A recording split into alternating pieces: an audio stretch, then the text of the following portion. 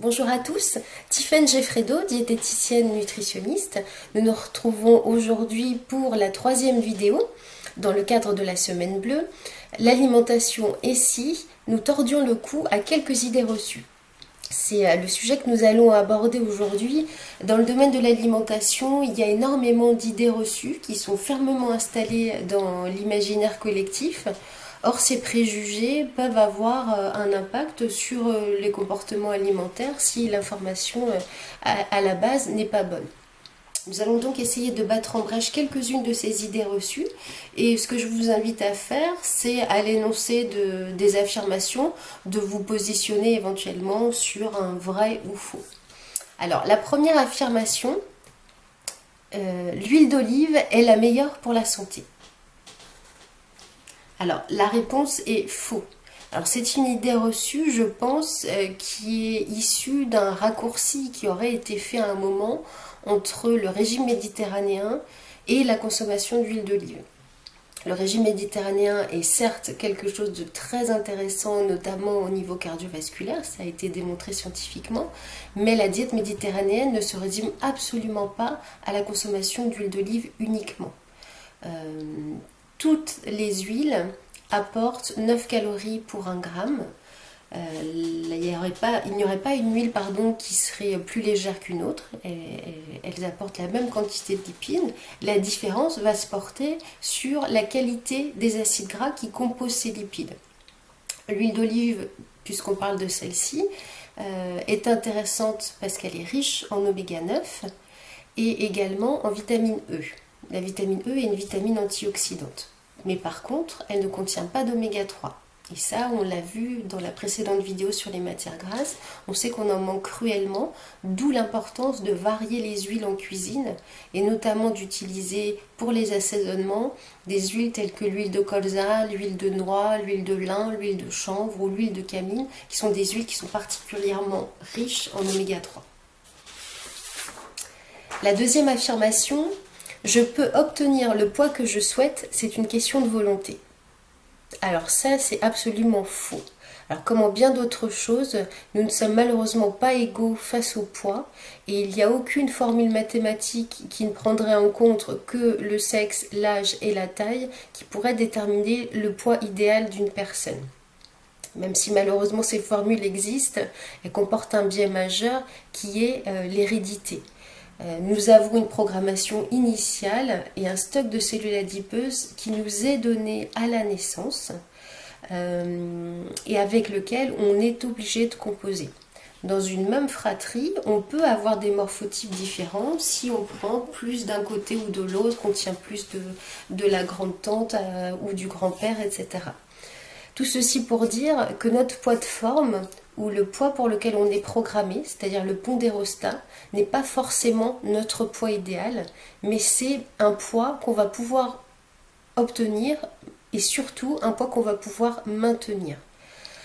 On peut toujours descendre en sous-poids artificiel, mais malheureusement ça ne tient pas dans le temps. Il y a quelque chose qui fait qu'on revient invariablement au pondérostat. Rappelez-vous que nous n'avons pas choisi la taille que nous mesurons et que la variable autour de ce poids programmé n'est pas très grande, quoi qu'en disent les marchands de régime.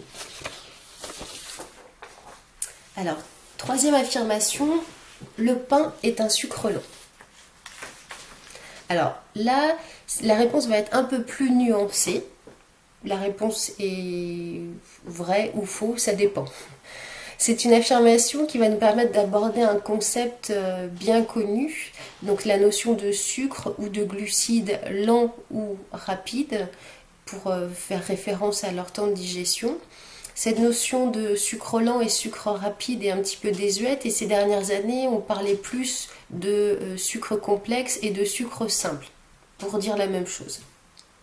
Les chercheurs se sont finalement rendus compte que c'était pas aussi simple que ça et que la consommation d'un produit tel que le pain blanc, considéré comme un sucre lent il y a quelques années, avait en fait, un impact sur le taux de sucre sanguin, donc sur notre glycémie, quasiment équivalent au sucre blanc. Une farine de blé totalement dépourvue de son, de germes et donc de fibres va finalement induire une montée brutale de la glycémie au même titre qu'un produit sucré. Il est donc intéressant de favoriser la consommation de pains qui seraient plus riches en fibres. Donc par exemple le pain de seigle, le pain complet, le pain aux céréales, le pain bûcheron.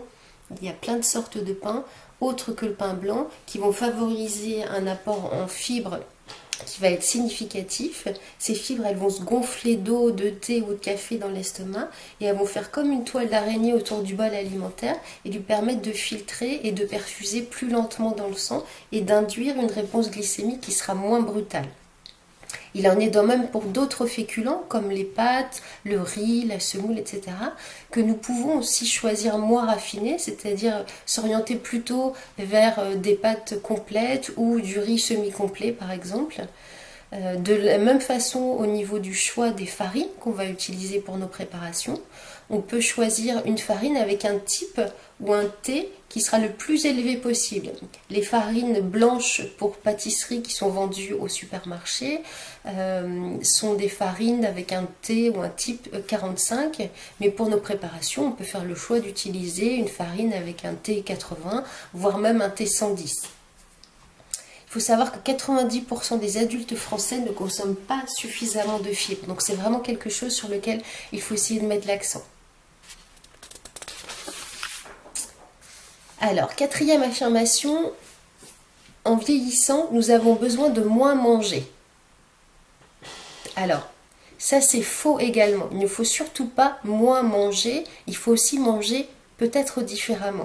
En vieillissant, notre corps devient moins efficace pour utiliser les nutriments qu'on ingère et c'est le cas en particulier pour les protéines.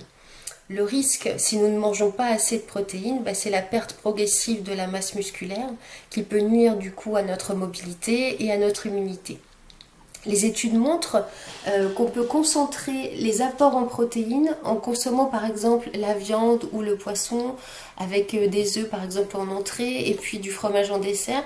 Faire un espèce de shoot de protéines au même repas, ça va favoriser la réabsorption intestinale et l'efficacité alimentaire pour la reconstruction du muscle.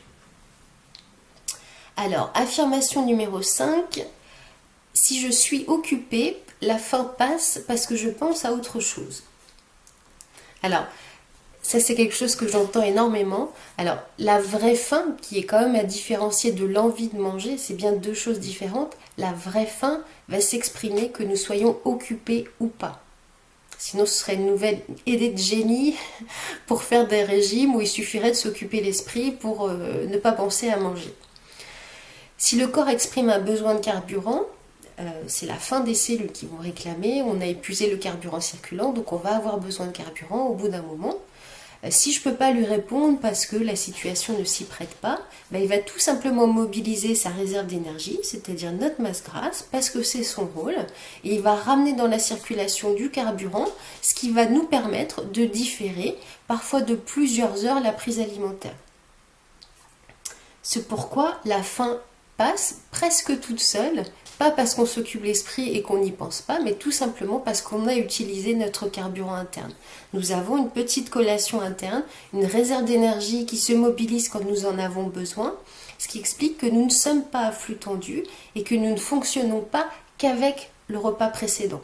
Il faut donc éviter de manger par anticipation ou de manger par peur d'avoir faim, mais répondre plutôt à un besoin qui s'exprimait en réponse à de l'énergie qu'on aurait brûlée, plutôt que de chercher à l'anticiper.